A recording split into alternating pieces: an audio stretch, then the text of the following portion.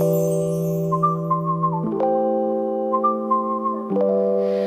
you got spirit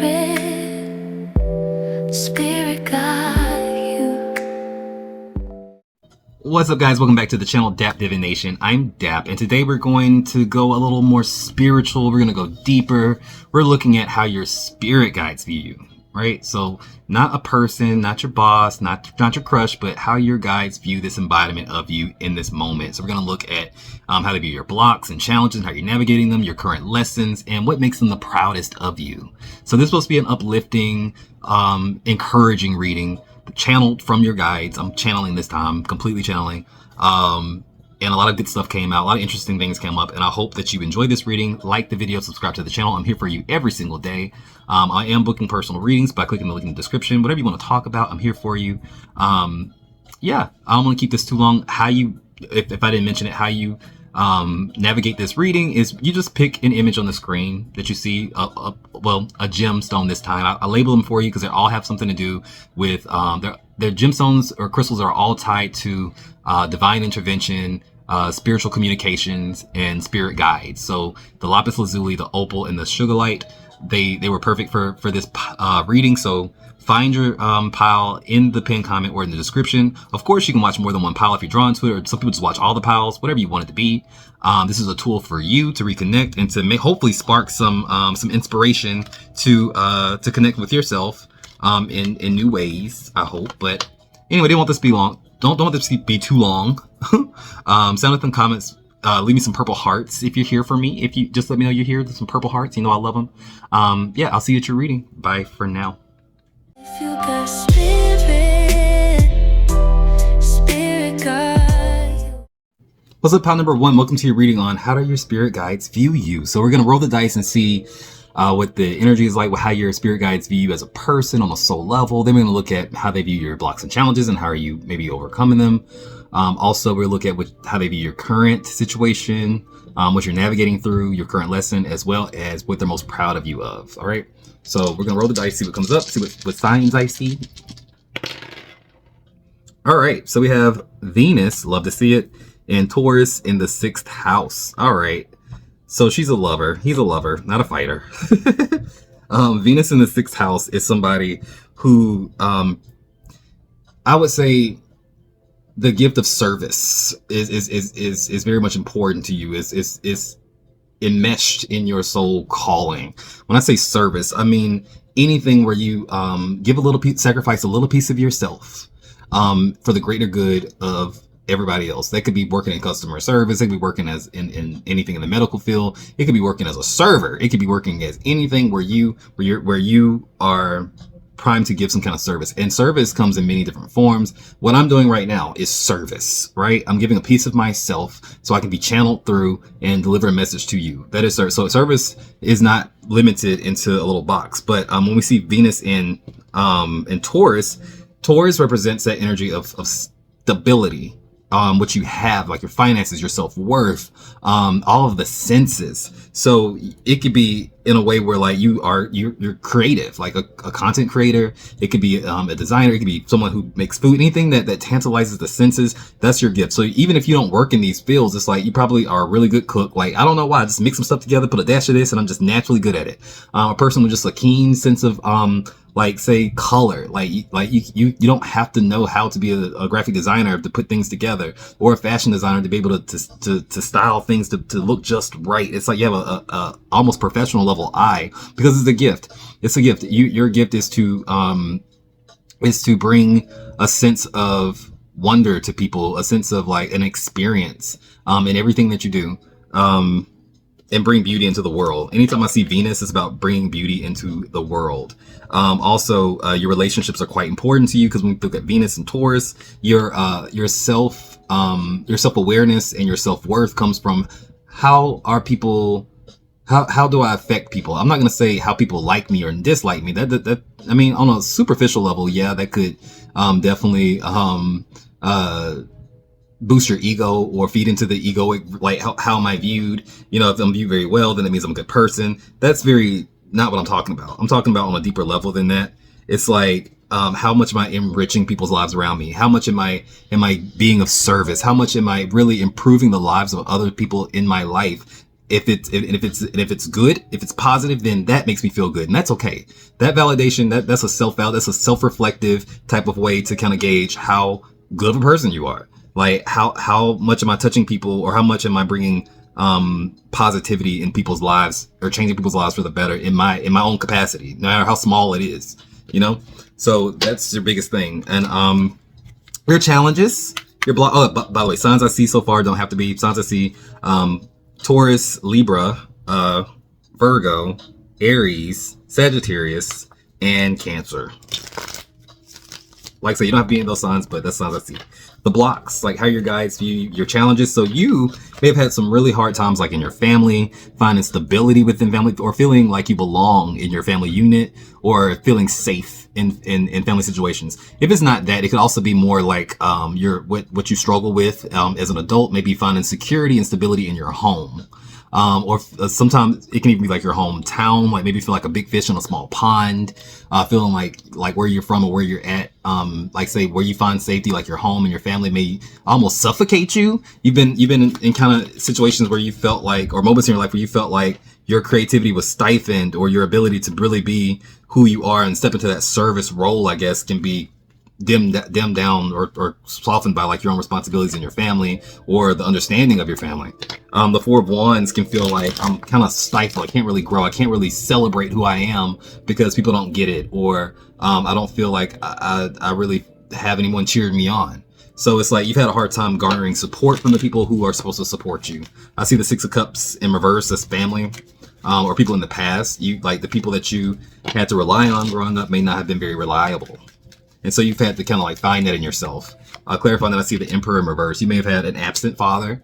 You may struggle with confronting or dealing with the divine masculine, whether that's the divine masculine in yourself, which is taking action, control, taking up space, or the divine masculine embodied in somebody else, like your own father or like your partners or something like that. There's a disconnect between this power dynamic with yourself, and I think you've come a long way to kind of like protect yourself from it. Maybe learn how to take up more space, but it's been a challenge for you. It's either like you either went too far, or like let things bubble up or fester to the point where you have this blowout moment where like, you know what, screw you, I'm cutting you off, I'm cutting everybody off, and I'm gonna run away. It's like, you know, you may have had moments like that because you didn't know how to really express that in a healthy, balanced way. But I think as you grow, as you learn, you have, because your current self is here at this Temperance card. Just breathe is what it says. It's finding that balance and that compromise. You may have brought more people back into your life who like maybe at one point did not necessarily support you, and you didn't know how to navigate those relationships. Maybe now that you know yourself more, stepped into yourself more, you can navigate these tricky relationships that you may have with your own family. Healing these wounds is about healing. Temperance card is about healing. It's about compromise. It's about realizing like, hey, this is what it is, but how can I turn something how can I turn this situation to the best possible situation with what I got to work with? You know what I'm saying? The Apprentice of Clouds comes up, or the Knight of Swords. It's like saying you're very smart and you are very moved by these thoughts and ideas to go. Like, I think you're moved by a spirit at this point. I feel like this is a person who's embodied a certain sense of service over the years, and like I think your guides kind of help you find situations and people where you can let that shine, whether that is telling your story, counseling people, being an advocate for other people. It's something about that. It's using that. You're being used as a vessel to enlighten people in other ways that you would not have if you would not have like stepped into that role or stepped into that part of yourself. The Ten of Wands comes up in reverse. It's a lot of work. It's a lot of work, and it feels like a lot of responsibility sometimes, but it's part of your soul path. And I think what makes your guides the proudest of you, your spirit guides, is the High Priestess. You are completely tuned in, baby. You're focused. You're locked in, and it's like you can finally discern what's a download, or something that's a channeled message, or something that's beyond you, and move from it. Like when they say God spoke to me, or they say like I heard this, it's like you know what that means now. You can feel your way through it. It's like you're completely connected to your higher self.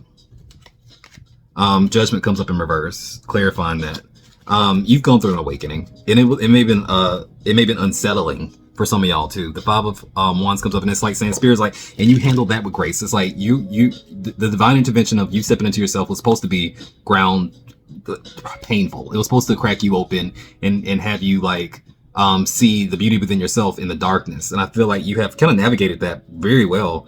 And I think your guides are really proud of you that you haven't lost your sense of service through all the things you've gone through, being abused, misused, taken for granted, not understood, and you still show up to give part of yourself to people. And that's beautiful.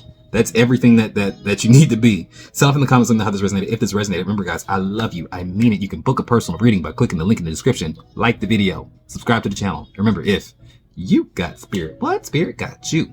Blessings in all we do. Bye. Blessings in all we do.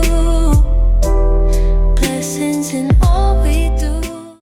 What's up, pal number 2? Welcome to your reading on how does your spirit guides view you, right? So what we're going to do is we're going to roll the dice, and we're going to get, you know, some personality, how your guides view you on a soul level, like who you are, where you're going. Also look at how they view your blocks and challenges and how you're navigating those. Also the current lesson and what makes them the proudest of you in the moment, right? So let's see what we got. We have North Node, which is a strong indication that your guys think that you're on the right path. Your guys see you on your path, knocking out challenge, like doing the things you need to do to become a fully realized version of yourself. The North Node in Pisces in the second house, very strong. North Node in the second house is talking about how you have really had to overcome and find a solid sense of self. Because maybe before it was more like you relied on other people to kind of tell you who that was. Maybe even in a subconscious way, maybe you had people to always kind of guide you in life, whether it was your family, the relationships you kept. Like people always told you who you were, so you kind of like fell in line with that until maybe you found something deeper. The North Node in Pisces in the second house is a very strong energy of somebody who is finally connected to their essence. They found their self-worth in something spiritual, something deeper than what we think of as personality. It's someone who's done the deep work, introspective work, maybe gone to counseling, therapy, journaling, having deep spiritual thoughts about yourself. And it's like, I don't think you subscribe to any one thing, maybe. This may be someone who's not necessarily religious or necessarily like falls into like, oh, I'm a Wiccan, and maybe takes ideas out of different things, especially the Seven of Cups that comes up. This is a person who goes deeper than, say, structure. You know, Pisces is about structure. It's complete water. It flows. It goes. It in the depths of it is unreachable. So it's like we don't stop at say archetypes or like structured religion or put ourselves in boxes in this pile. It's more about what can I take from each little thing and create my own identity with it. So it's like if you do that, if you've done that, then that makes sense. The opposite of the North Node, obviously the opposite of North Node, which is the South Node, because it tells a bigger picture or fuller picture. So the opposite of North Node in Pisces in the second house would be South Node in Virgo in the 8th house. So this is somebody who maybe when you're younger, you really stuck to the process of how to do things, but you do it really deeply. It's like logic and strategy, and the process was maybe main focus of like your family or like the people around you. Like maybe they were more results oriented than fantastical imagination oriented, and you were probably put in a family or in a situation where you're very creative, and that wasn't valued very much. But the thing about that is you also inherited these great intellectual gifts as well, because the South Node in that Virgo energy. So you have to learn how to marry both of these sides of yourself to be like very logical and very emotional and very creative into this new identity. And that's mainly your main like thing in life. You can apply it to anything that you want to, but it's like your main calling in this life is to marry these two things, logic and your creativity, into a new brand of that's specific to you. And that's your gift to the world. North Node in Pisces in the second house, you have infinite amount of access to the spiritual and the creative. You know, you need that logic, that foundation to kind of bring it to life and bring it into the 3D, because that's how we work. Otherwise they're just ideas. And so a lot of your path is to be able to sort through all of that psychic junk, right? All that psychic noise, and find the things that are tangible to you, that are unapologetically, authentically you, and bring that into the world, you know, and that's no small feat for a person. It can bring, I mean, it's the fine line between enlightenment and insanity. And that's kind of the line you straddle a lot of times between being brilliant and a mad scientist. It's kind of what I'm getting. The signs I see so far, don't have to be any of these signs, but signs I see Pisces, I see Taurus, I see Scorpio, I see Aquarius, and I think I said Capricorn already, Capricorn. But your blocks. The 7 of Cups comes up for you. The 7 of Range up says choices. It's in reverse on my side, meaning like you've had a hard time like overcoming this energy of like having so many options or so many choices that you get stuck, or you get that energy of FOMO, fear of leaving, love, fear of missing out, where it's like, okay, if I choose this path, then I'm gonna miss out on that path. And to an extent, it's true. I think you have to learn that just because I'm focused on this one thing in the moment does not mean that I cannot shift. I cannot shift my attention to something else, put that on the back burner, and invest my time into something else. It's like I can always kind of shift as I need to, as I'm called to, in order to find the best situation for myself. Sometimes we think of making a choice means that we're going to completely lose out on the other options, and that's not always true, or even usually true. Usually it's like, okay, I'm going to pick this one thing and focus on it, but I still have this other thing in the back of my mind, so if I need to like focus on that instead, I can. People forget how good at multitasking we are, or how good at adapting that we are. You're a very good adapter, especially with this Pisces energy. Pisces is the most adaptable sign. So it's like saying you flow. It's about learning how to do that. You can flow between choices. You can flow between options and find something, maybe even a combination of things that you would not have if you were just rigidly like just stuck to one thing. And I think you see that, and I think that's the challenge for you, knowing how to do that with balance and in grace, and without feeling like you have to put your hand in too many pots, you know?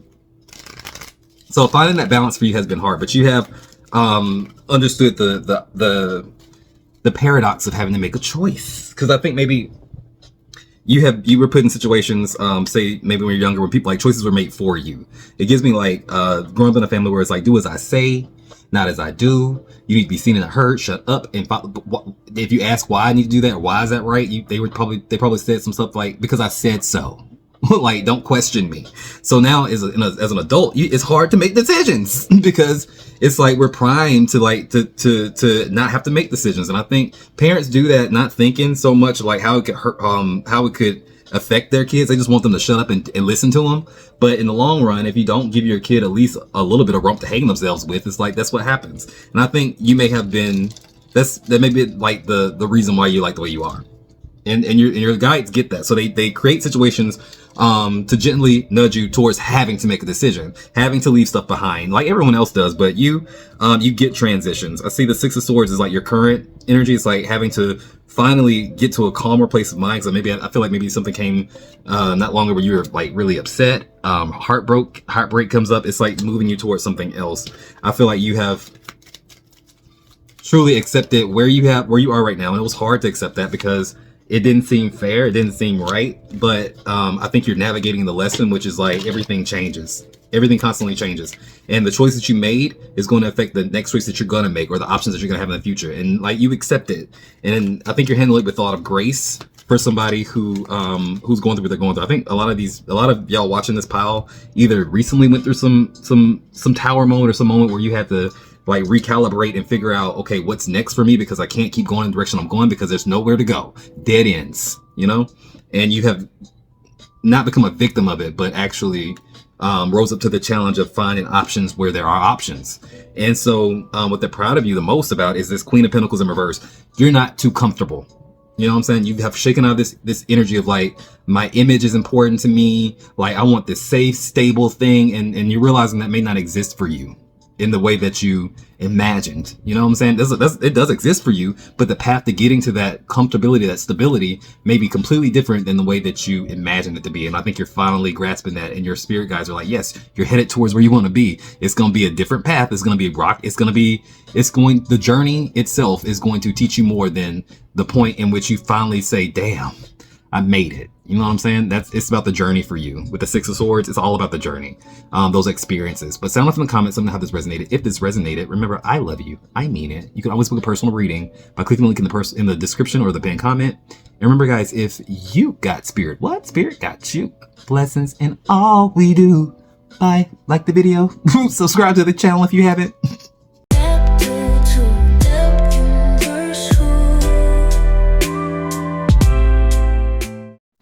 What's up, pal number 3? Welcome to your reading on how does your spirit guides view you. So we're gonna roll the dice first and see what the energy that they view you as, like you're on a soul level.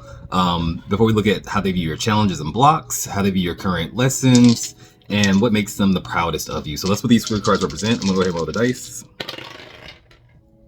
All right, so we have Uranus in Capricorn in the 7th house. So some of y'all may actually have your Uranus in Capricorn. I think mine is actually in Capricorn as well.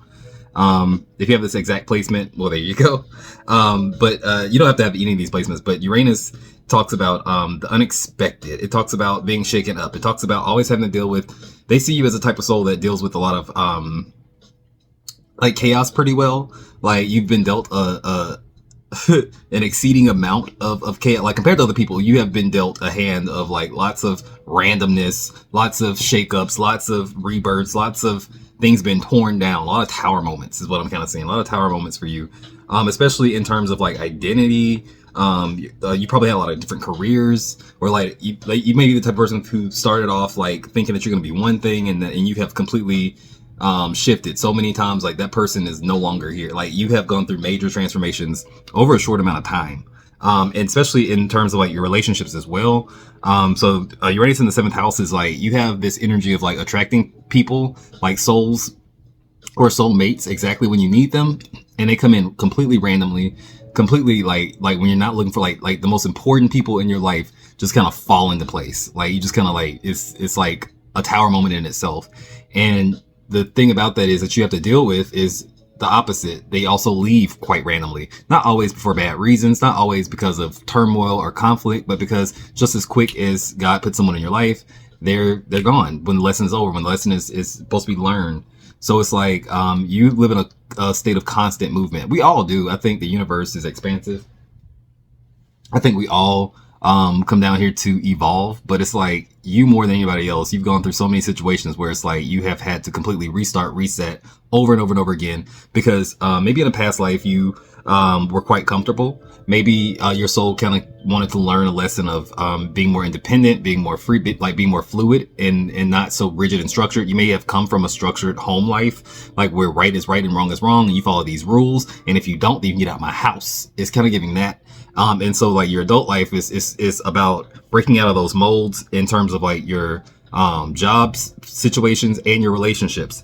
Constant shakeups in your jobs and relationships is the name of the game. And when you embrace that, when you accept that, when you let it be, when you see it more like a blessing than a curse, is when things open up for you, is when you kind of fully step into yourself and create opportunities for yourself that other people cannot see, because you have shed that weight of always having to be in line. You know what I'm saying? You step outside the line. You clear outside the lines. You get outside the box. That's the energy. What I'm saying. The signs I'm seeing, you don't have to be any of these signs, but signs I'm seeing so far: Aquarius, Capricorn, Libra, Gemini, Taurus, and yeah, Taurus. But so how do your guides view your blocks? You know, the 8 of Swords comes up on my end in reverse. So you may have gone through like a lot of periods, like especially in your early years, of like self-victimization is what that card says. It's basically feeling like you're trapped, feeling like you are a victim of circumstances and everything's happening to me. And we all go through that, especially when we're young, when adulting hits us like a punch in the throat, when you're like, oh, this is what adulthood is like. You may have had a really hard time adjusting, but it's the relationships that you garner along the way that kind of help you see your way out of the fog. Like you're one of those people, like you definitely attract a lot of soulmates, and they could be even on such a mundane level in comparison to the bigger part of your life. Like, so you may have had professors or teachers, or even say a constant person you saw like who worked at the gas station. They could be a soulmate, like someone who puts things in perspective so you can see other ways of being. Like it could have been a Uber driver. I remember, short little anecdote. I was working in restaurants. This is about maybe 5 or 6 years ago. I was working at a restaurant. They're about to close down, and I got this Uber driver who worked full time at T-Mobile's, a call center where I'm from. And she was like, "You would be perfect for the job." Her name was Sugar, and it was funny. Like I could never forget her name. Her name was Sugar, and she was like this big ball of sugar. Like she was really effervescent, really engaging. She was really friendly, and she was just talking about how wonderful it is to work for T-Mobile and how I should, like, it's all the, you get paid so much more and all this other stuff, and you'd be perfect for it. You're a great fit. Please apply. And I had no interest in doing anything than what I was doing, but I went ahead and applied because the lady seemed so, you know, confident about it, and she seemed, you know, it really made me feel like maybe this is for me. So I applied for it. I get the job basically, and it did change the course of my life. Like, it was way better than what I was doing. And so if it wasn't for Sugar, that fated synchronistic, like, Uber drive, like to work, I would have never ever considered it. So it's like, that was a soul connection. That was like divine intervention for me. So it's like, the only reason I tell that story is because there are people who come into your life for all different reasons, and it feels fated because it is. Like, spirit sends people to you to get you out of your own way, a lot of the times. And sometimes it's through heartbreak, the Three of Swords, and sometimes it's just through sheer enlightenment, just them just talking to you. You have the ability to see beyond what they're talking about and actually, like, tap in on a soul level, whether you're conscious of it or not. And that moves you. It's like, oh, like light bulbs go off. So although you still kind of fall into that trap and struggle with being stuck in your own mind, trapping yourself, you have done so much to kind of get yourself out of that and realize when you're doing it.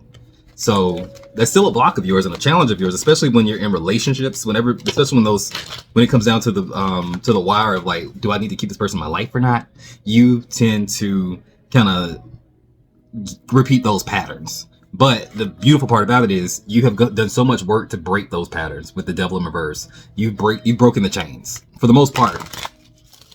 But it's going to be a lifelong challenge. Like, these challenges, these lessons are lifelong. Like, we just get better and better at overcoming them, but we never fully, like, become so enlightened that we don't have to encounter them anymore. We don't have to check ourselves. We don't have that shadow. Your shadow's always going to walk with you. Your shadow spot is your self-denial, your self-victimization sometimes, and keeping yourself trapped when you don't need to be, because you don't see any other options. That's always going to be an issue for you, but it's going to be less and less of an issue the more you grow. And that's what your spirit guides are trying to tell you. It's like, you're never going to get over it, but you're going to get better at it. Your current blocks, not your current blocks, your current lessons that they see for you, how you're being viewed, is the Hierophant, and it comes in reverse. It says unlearn.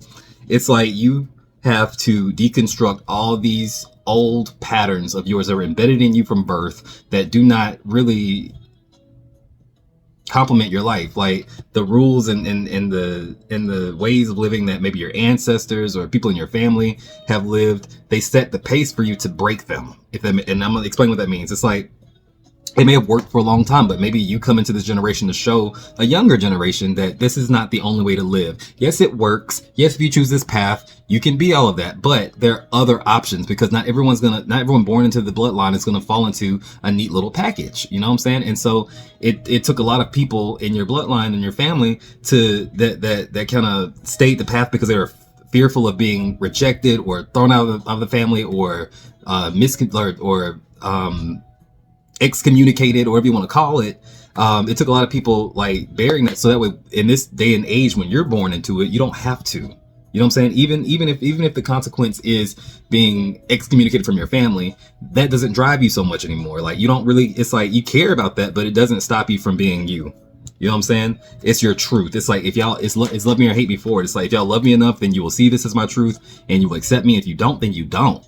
And that's kind of like where you're at. And I mean, you may have had, like, some hard times, like, trying to integrate in your family, but not so hard, not as hard as maybe pal number one. I think pal number one has, like, the takes the cake for having family issues, but it doesn't mean that you didn't have them.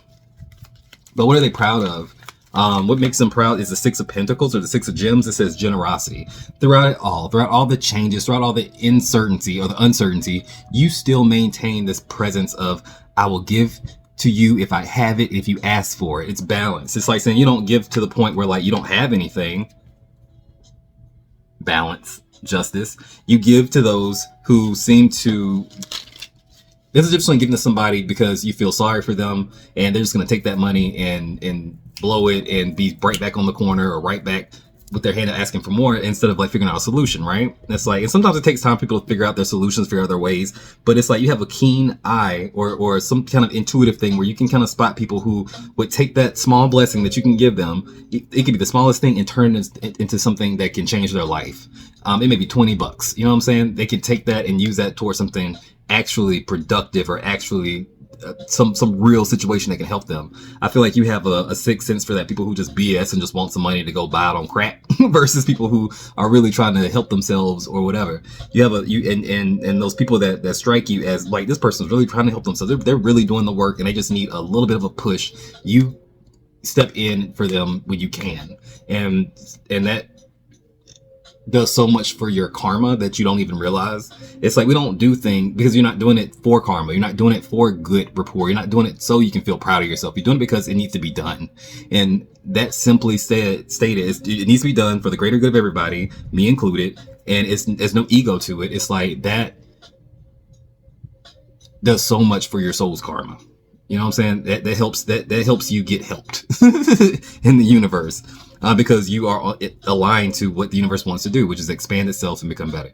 But sound off in the comments how this resonated. If this resonated, remember, I love you. I mean, you can always book a personal reading by clicking the link in the description. And remember, if you've got spirit, what spirit got you? Blessings in all we do.